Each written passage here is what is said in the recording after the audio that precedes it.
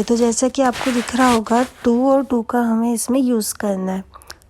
TOO और TO2, इसमें बहुत ज़्यादा कन्फ्यूज़न होती है। तो सो की जगह पर क्या लगता है? TOO2, और दैट की जगह पर लगता है TO2। अब आप बोलोगे कि अगर TO2 आ गया है तो ही कैन नॉट क्यों हट गया? ही कैन नॉट इसलिए हट गया बेटा क्योंकि TO2 खुद एक नेगेटिव है ना। TO2 मतलब ही नॉट होता है, वो नेगेटिव होता है, तो इस वजह से दो नेगेटिव एक साथ नहीं आ सकते। इस वजह से जब हम दैट की जगह पर TO2 लगाएंगे तो बाकी के सब हट जाएगा। ठीक है, सेंटेंस क्या हो जाएगा? He is too poor to buy his books. Second क्या हो जाएगा? I am too tired to finish the work in time. C वाला देखिए, this box is too heavy to lifted का क्या हो जाएगा? लिफ्ट हो जाएगा। Yash is too clever to understand it. He took at the mirror to see his face. ठीक है, तो होपफुली आपको समझ में आ गया हो।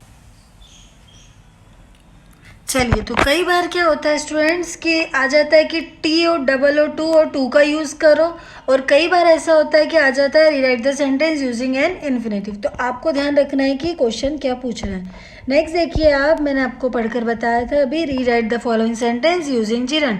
जिरन का आपको यूज़ करना है। तो देखो, मैंने आपको भी बताया था कि TO2 अपने साथ कभी भी ING नहीं लेता है। तो देखो, I proposed to start a new business, तो आई प्रपोज्ड टू हट जाएगा, स्टार्टिंग हो जाएगा स्टार्ट का, बाकी सेंटेंस एज इट इज़ वैसा का वैसा। बी वाले में देखिए, does she intend to live, तो ये हट जाएगा, लिव का हो जाएगा लिविंग हर फॉर एवर वैसा का वैसा। बाकी सी वाले में देखिए, आई वॉन्ट परमिट हिम, बिल्कुल ही ऐसा कैसा आएगा? TO2 हट जाएगा, कम का हो जाएगा कमिंग। ठीक है, अब देखिए इसमें it is not difficult to learn this poem, तो काम क्या हो रहा है? लर्न, तो आ जाएगा लर्निंग हो जाएगा लर्न का। तो learning this poem is not difficult. It was a big problem to continue the work, तो कंटिन्यू का हो जाएगा continuing, the work was a big problem, बिल्कुल वैसा का वैसा। होपफुली आपको जिरन समझ में आ गया होगा कैसे करना है। जो भी हमारा जो काम हो रहा है उसमें हमें लगाना है ING। ठीक है, चलिए अब देखते हैं नेक्स्ट स्लाइड। देखिए, तो लिखा हुआ है combine the following sentence using gerund. अभी जो जिरन दिए थे वो ऐसे दिए हुए थे, आपने ऐसे किया। अब जो दिए हुए बेटा वो आपको दो लाइन में दिए रहेंगे। जैसे कि देखो, फर्स्ट लिखा हुआ है you should not smoke, it is harmful for your health. मतलब ये जो सेंटेंस है दो पार्ट्स में इन्हें डिवाइड कर दिया गया है, आपको इन्हें एक पार्ट में कर कर लिखना है।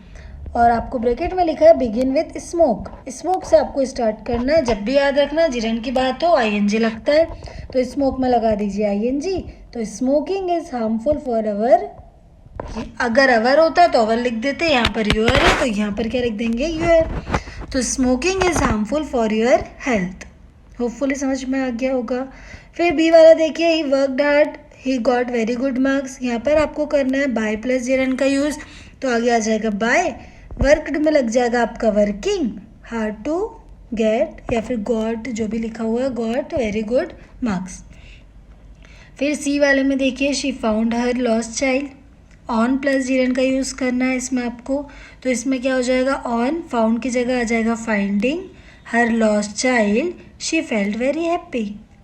ठीक है, अब बी वाले में देखो, दो बार ही का यूज़ हो रहा था, लेकिन क्वेश्चन में मैं बोल दिया था कि आपको बाय से स्टार्ट करना है, तो आपने बाय से किया। दो बार आप एक ही चीज़ का यूज़ नहीं करोगे। जैसे कि मान लीजिए कि एक सेंटेंस है, उसमें राम की बात चल रही कि राम खाना खा रहा है, राम सो रहा है, तो आप दो बार नहीं बोलोगे कि राम खाना खा रहा है, राम सो रहा है। आप ऐसा बोलोगे कि राम खाना खा रहा है और वह सो रहा है।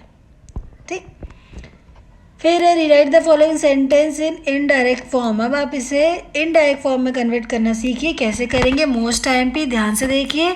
Mohan said I am living Mumbai today, तो देखो मोहन सेड तो ऐसा कैसे ही आता है, सेड की जगह आ जाएगा दैट आई एम हट जाएगा, उसके बाद आ जाएगा ही वॉज, क्योंकि मैंने आपको जब एक्टिव पैसिव समझाए थे, इनडायरेक्ट डायरेक्ट समझाए थे, तब मैंने आपको बताया था कि इनका क्या फंडा होता है। कंटिन्यू हुए तो आप इसमें क्या कर दीजिए, पास्ट कंटिन्यूस में से चेंज कर दीजिए। तो ये हो जाएगा he was living Mumbai, today की जगह हो जाएगा दैट डे।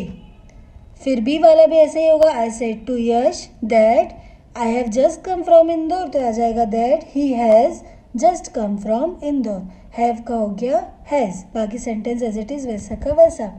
डायरेक्ट फॉर्म है तो कोई दिक्कत नहीं है, डायरेक्ट है तो आप इसमें कर दीजिए आई सेड टू हिम वैसा का वैसा। दैट की जगह आ जाएगा, मतलब दैट हट जाएगा, क्योंकि आप यहाँ पर डायरेक्ट बोल रहे हो, है ना। जैसे कि मुझे एप्पल दो, ये हो गया डायरेक्ट, है ना, कि मुझे एप्पल दो ऐसा। और या फिर मेरे द्वारा एप्पल लिया गया, तो ये हो जाएगा आपका इनडायरेक्ट फॉर्म, कि बात तो वही हो रही कि एप्पल चाहिए, लेकिन इसे क्या हो रहा है, घुमा फिरा कर बोला जा रहा है। होपफुली आप समझ पा रहे होंगे। तो इसी तरीके से आपको इनडायरेक्ट और डायरेक्ट फॉर्म करना है। नेक्स्ट देखिए आप नाउन क्लॉज। अब आपको इसमें से बताना है कि नाउन क्लॉज कौन सी है। जैसे कि लिखा हुआ है we accept that he will succeed. अब इसमें बताना है नाउन क्लॉज क्या। अब नाउन क्लॉज क्या होती है कि जहाँ पर भी किसी के बारे में कुछ स्पेशलिटी बता रहे हो, जब भी मतलब जिसके बारे में बात चल रही है ओवरऑल, ये समझ लो आप।